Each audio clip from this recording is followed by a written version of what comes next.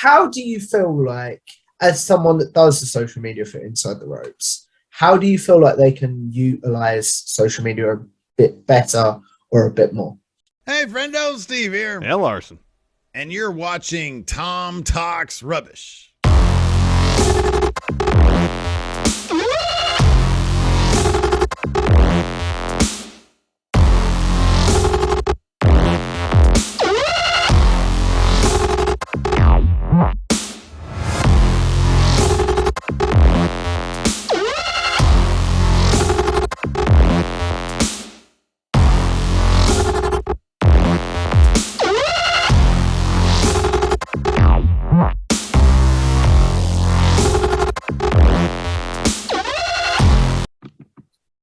What's going on, guys? It's your boy, Tom Talks Rubbish, and stand back for another interview. This time, I'm joined by McVey from Inside the Ropes to welcome to the show. Thank you, man. I appreciate you asking me to be here. So, if we take this back, just to get an understanding of your fandom, where does Innis first discover wrestling? Right. So, I've got kind of a weird start with wrestling. So, I think my first memory of wrestling when I first discovered it was I was like browsing about on YouTube, because I was on YouTube really early when I was a kid. And I remember, I think I saw a clip of Matt versus Jeff Hardy from WrestleMania 25. You know, when Jeff does the twist of fate in the chair? Yeah. I remember seeing that and being like, what is this? You know?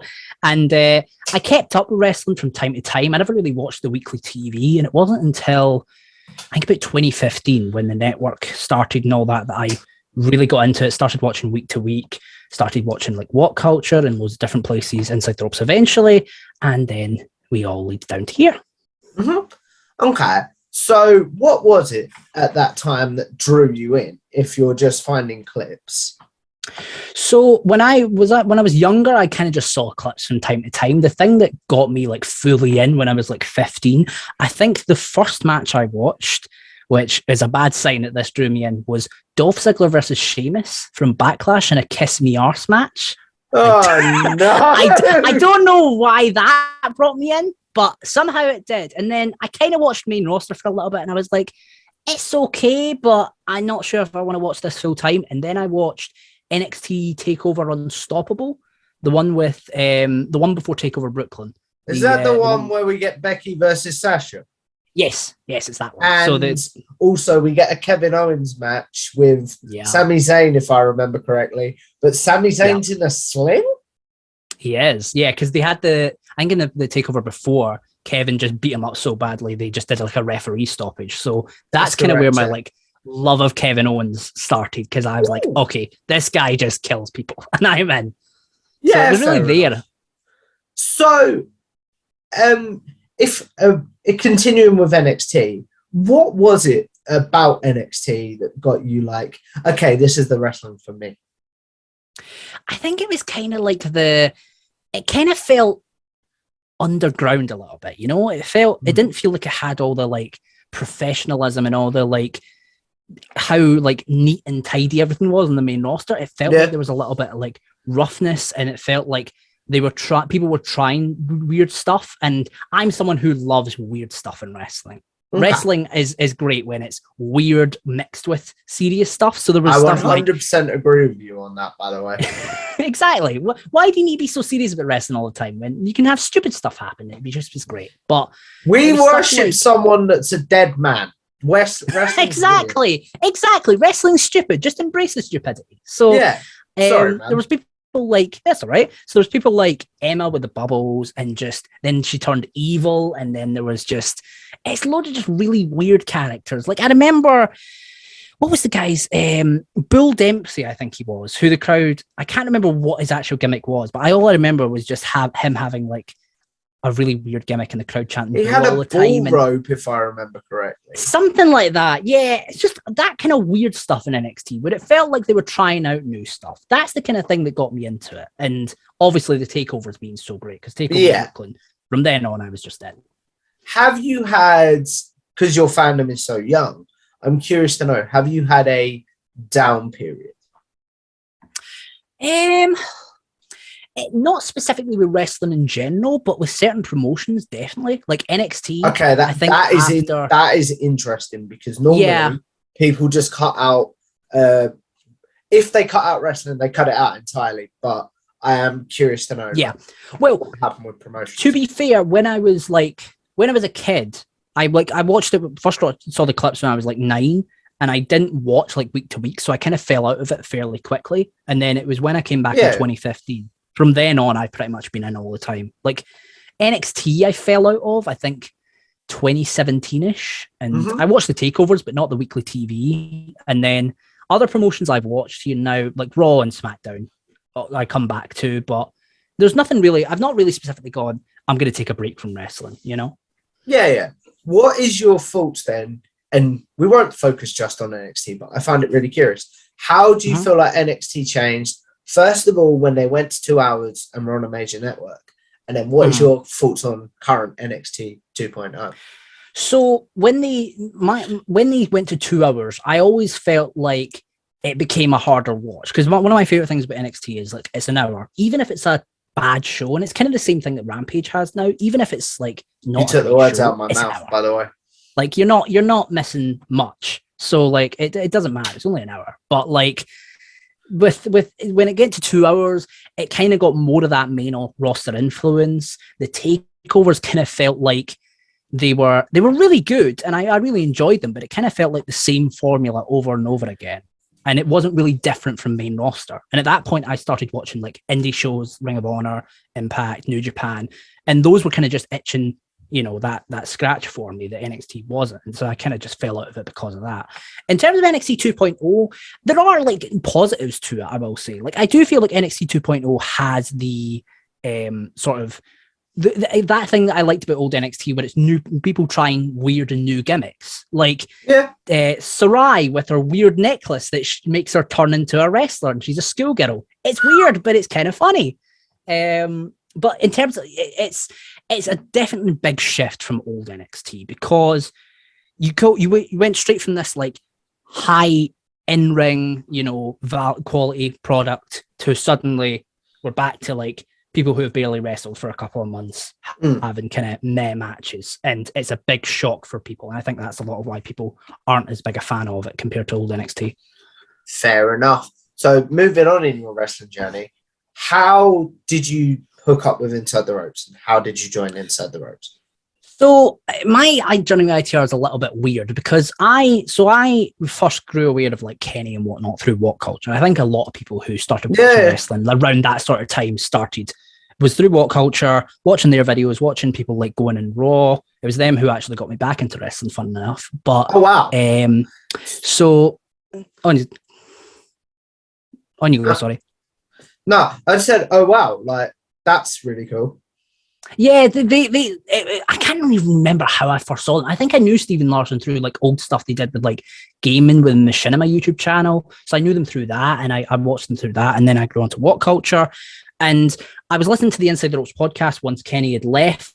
So I was listening to the podcast, and one of the things that they kept bringing up was like, you know, we want to get more feedback from listeners, and they tried to do it through with Twitter and that, and it was good, but I always felt like there was a better way to do it, and my idea was kind of like Facebook community groups, which I'll be honest, I partly stole from Fraser Porter from Now Cultaholic because he did that for What Culture, and I thought, well, that's a good idea. I'm going to steal that. So I tweeted Kenny and was like, do you want me to set this up? I'll make you an admin. If you don't want me in it, I'll just make it up and then remove myself. And he was like, no, just make it up. You can manage it. And we made the Facebook group up, and it's still up today, I think, with about 2,000 members. And then we made that, and I kept managing that for about 3 years. And then in late 2020, obviously, ITR Wrestling popped up. They started the magazine, they started the website. In the Facebook group, they pitched to people, if you want to know, become a contributor to it, let us know, apply. I messaged them and was like, hey, I'd be interested in becoming a writer. Started as a writer for them, doing little articles, and then from then on, it kind of spiraled into the social media and the Twitch and all the other stuff I essentially do there. Oh, wow. So before we move on to everything you do for Inside the Ropes, something I am curious to always talk to people about that work with people they were once a fan of is what was your first interactions with Kenny like? Like, oh God. So yeah, I'm trying to. There's two interactions I can think of. I can't remember which one was first. as a but boss, oh, as a boss. Okay, so the first time I think I met him, it was. The thing is, because we started during the pandemic, I never really met him in person until quite a while after we started Inside the Ropes. So I think it's the like first big thing like we had as an interaction as a boss. I knew him long enough at that point that like I'd spoken to him long enough. My sort of fandom, so to speak, of him had kind of disappeared. To me, he was just like somebody that I knew and I'd spoken to for a number of years. So I was kind of okay with speaking to him on stuff like that. And it was. I'm trying to think if there was any specific early things where it was kind of like, this is weird. I'm working for Kenny McIntosh, who I kind of listened to the podcast to for so long. But I think by that point, working with him on the Facebook group, I'd kind of gotten used to that fact, and I was kind of, settled with that. Do you think working with him in a virtual capacity helped get over that nerves of meeting him for the first time? I think so, yeah. I'd met him in person a couple of times, and there were some awkward interactions. Like, Tell me more, I remember please. meeting him. So the two I can recall. The first one was at a What Culture show. They did, I think it was the Scotland World Cup. They did I was in front row, and they did like a meet and greet thing, and it was Kenny, Adam Pacitti, Martin Kirby, and someone else, and it's just like your first typical interaction with like someone famous in your eyes that you're kind of like a bit shy and you don't know what to say. And it was just, I was trying to get him to talk to him about like stuff that had happened on the podcast, and it was just really awkward and weird. Oh, but, no. I mean, I feel like everyone kind of goes through that as a bro, fan. you haven't seen my first interview with Adam Pacitti. Oh, really? Don't like, no. So I won't spend too long on this story because I've told it before, but like Adam messaged me because I was building up the courage to do wrestling media, if you know what I mean. Adam was the one that was like, look, this is obviously something you're really passionate about. I'm going to take a shot on you. And I was like, oh my God, you know how it is, don't you? Yeah, and of course. Like in hindsight, he gave me 2 days, 2 dates he could have done. I should have taken the second one because I'd have prepared a bit more. But at that time, I was like, oh dear, if I don't take the first one, is he going to... Do you know what I mean? Yeah, you want to jump on it. I get that. Exactly. But that weren't about me, and I do apologise for that. That's all right. That's okay. That's good. It's a back and forth. I like learning more about you as well. That was, like, if you do happen to browse my channel, skip that one, please. I'll keep that in mind. Yeah. All my other ones, I'm like, oh, awesome. But do you know what I mean? And I feel like everyone kind of has a rough start when they do that sort of stuff, And we'll get into videos that you don't like in the wrap-up questions. But oh God, how do you feel like, as someone that does the social media for Inside the Ropes, how do you feel like they can utilize social media a bit better or a bit more? So I kind of it's weird because we kind of take the direction ourselves. We kind of take the strategy and stuff really comes from mainly me and Liam. But I mean, shout out to him, by the way. What a guy! Exactly. I mean, listen, without Liam, I couldn't do what I do. We split basically everything we do at ITR. So without him, there would be no me at ITR. But we kind of more recently we've started doing like using more photos and stuff like that, and using because one of the big things that I think a lot of people know Inside the Ropes is for the tours. Obviously, people like The Undertaker, Goldberg, Shawn Michaels, the who's who, and we've kind of more recently started doing clips from those on like Facebook and stuff like that, so to get people more exposure, because obviously a lot of people know it through the YouTube clips, but outside of that, I don't know if a lot of people know it. So we've started trying to use it on like Twitter and Facebook and other places to try to get the ITR name out there, because obviously a lot of people are going to know the people we've toured with. So it kind of rubs off. Fair enough. So what is something that Kenny has taught you about maybe content creating?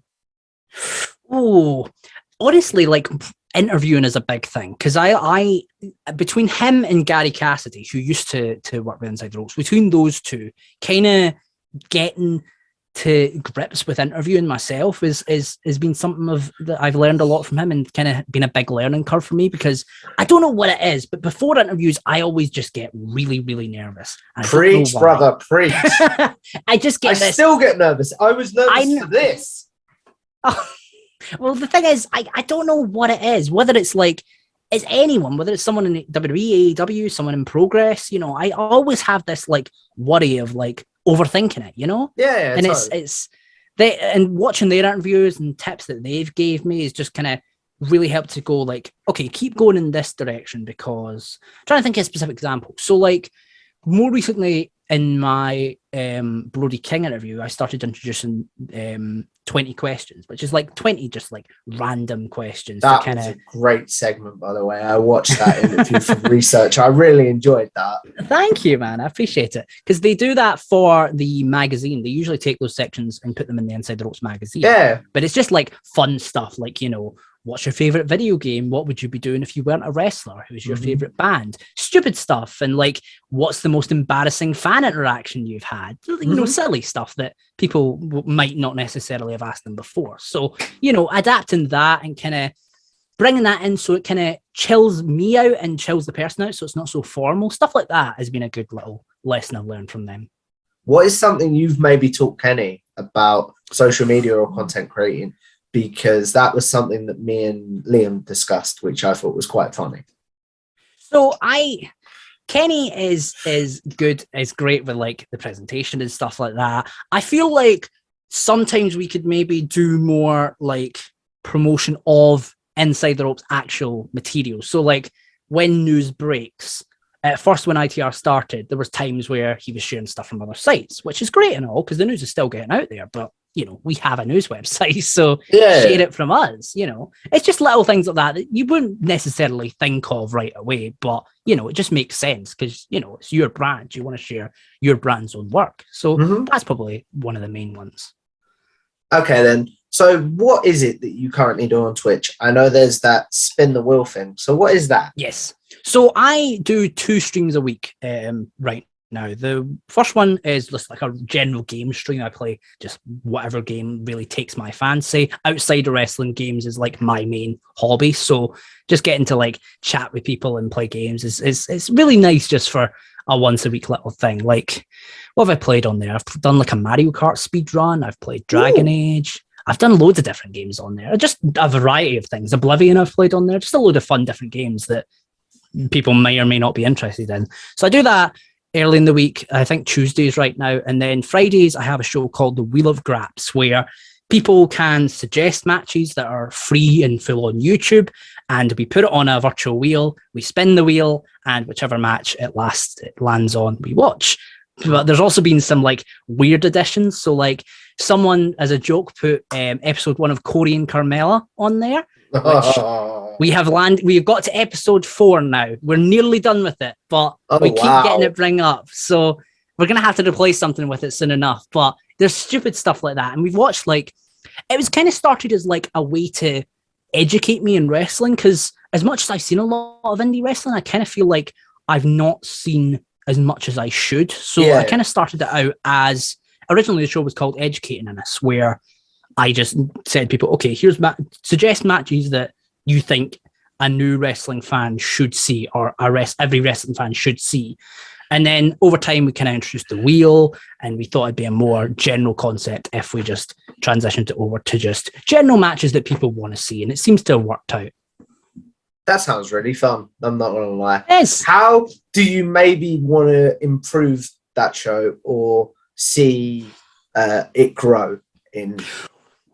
One of my big plans for it, I want to do down the line, is I want to introduce like other people and turn it into a kind of interview show. Because my idea for it right now is to kind of use it. Right now, I just do it as like a fun wee show where like viewers suggest matches. You pay like X amount of channel points, and you get to suggest a match, and it's good. What I want to do is bring in people and go like, okay, suggest to me like a lot of matches that mean something to you. So like the first match you ever watched, one of your favorite matches ever, a match that means a lot to you. And then we can watch the match, ask the person about it, get just some discussion from that. And even if people like don't really care about the person, you still get to watch the match with two people. Yeah. I feel like that kind of gives a double pronged, interest for people. So that's kind of one of my main ideas for it. Definitely. So as we look at wrapping this up, just because I'm not too sure about the Zoom, and I do want to be respectful of your time as well. We're going to go into a segment that I call generic questions. All right. Those of you that have seen my videos before will know this is where I ask my guests their favorite match, their favorite pay-per-view, favorite wrestler or superstar, favorite tag team, and favorite theme song of all time. Basically, questions that I feel like they probably get asked on social media whenever they're on social media. And now they'll have a place to be like, look, I've answered this. Go watch this, please. So what's your favorite match of all time in this? Oh, I always go back to Bayley versus Sasha Banks from NXT TakeOver Brooklyn. It's between that and Michaels versus Taker from WrestleMania 25. But I feel like everyone says Michaels versus Taker. So I always go for, say, Bayley versus Sasha, because it's the first match I saw that I was kind of like, wow, wrestling can really tell a good story. Like I can show that. I feel like I can show that match to anyone and go, this is why I like wrestling, because it's not only a great match, but it's got a great story, and it's kind of basic enough that even non-wrestling fans can kind of, get involved in it. Yeah. Favorite pay-per-view of all time?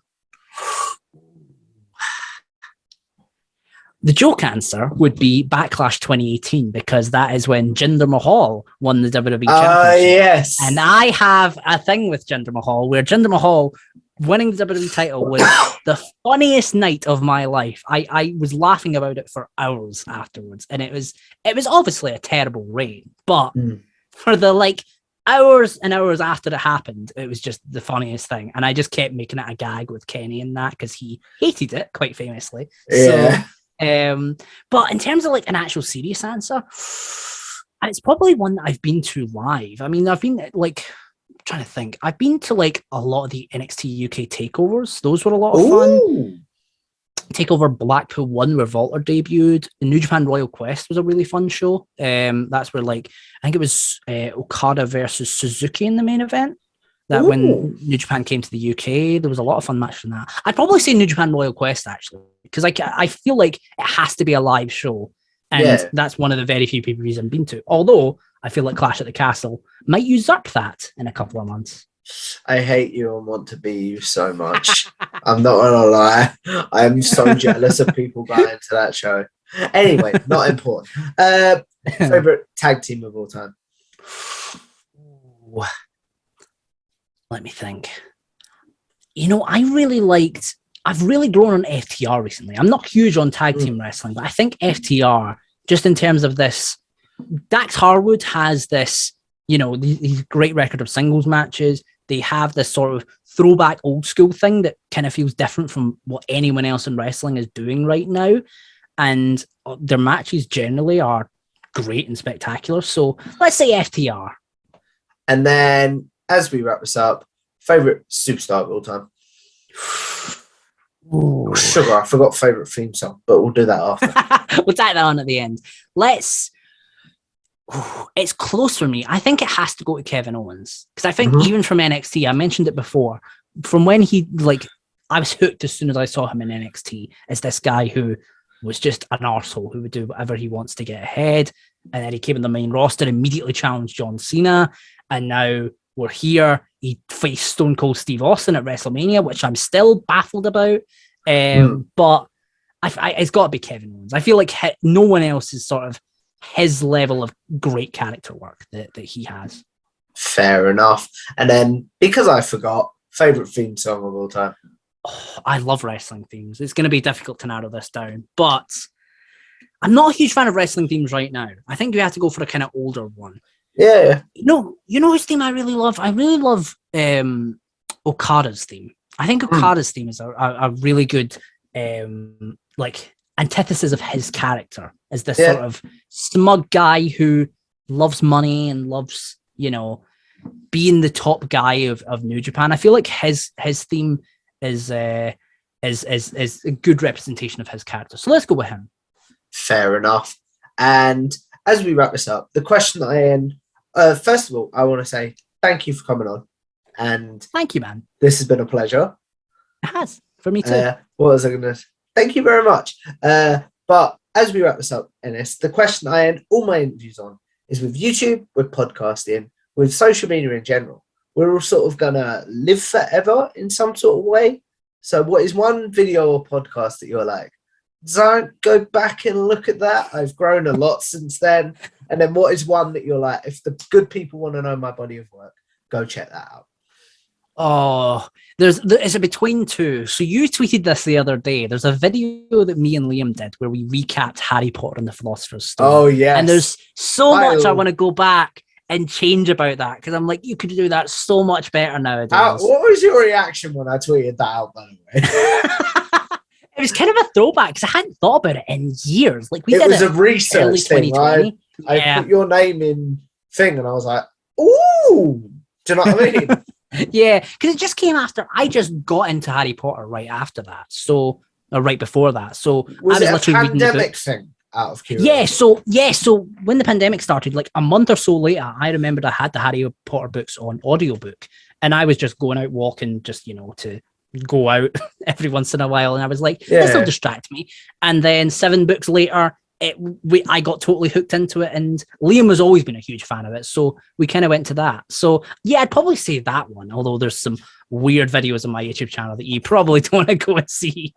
In terms of like the ones I want to see, like the one I would show the most, it's probably one of my interviews, honestly. I really like, as weird as it's going to sound, I actually really like my first interview that I did with Justin Leeper, who, if you don't know, is the I think he was the creative director of the SmackDown versus Raw Road to WrestleMania game modes from like 2009, 2012-ish. I really like that interview because it kind of combines my passions for games and wrestling. And I just feel like it's a really good conversation of stuff that people maybe don't know about. And it was a good introduction, I think, to me as like an interviewer in my body of work. So I would say that. Fair enough. So as we wrap this up, where can the good people find you? I am pretty much everywhere at Ennis_McVey. But to be honest, my name is so weird that honestly, if you just search Ennis McVey, I will probably pop up. So search that, but I'm at Ennis_McVey, INNES_MCVEY, pretty much everywhere. Fair enough. What about your bodies of work? Where can they find like your podcasts? So you can go to itrwrestling.com for all my articles and stuff. You can go, most of my work is on the ITR socials. So if you go follow at Inside_the Ropes on Twitter, we are at Inside the Ropes on Facebook. We have at Inside_the Ropes on Instagram, loads of different stuff there. I occasionally do stuff on the ITR Clips channel, which is youtube.com/ITR Clips, I believe. Sometimes in the Inside the Ropes YouTube channel, loads of different stuff. Basically, anywhere inside the ropes, you'll probably find me. Fair enough. It's well worth doing, guys. So if you guys like this video, make sure you like, share, and subscribe to Tom Talks Rubbish. Follow me on Twitter at Tom Talks Rubbish, and follow TTR Clips for clips from my interviews, and follow bodyslam.net on Twitter and the Rest Watch podcast on Twitter, and subscribe to bodyslam.net on YouTube to find my show with Cassidy Haynes, the Rest Watch podcast. And I will see you in the next one. Bye. Bye. Bye.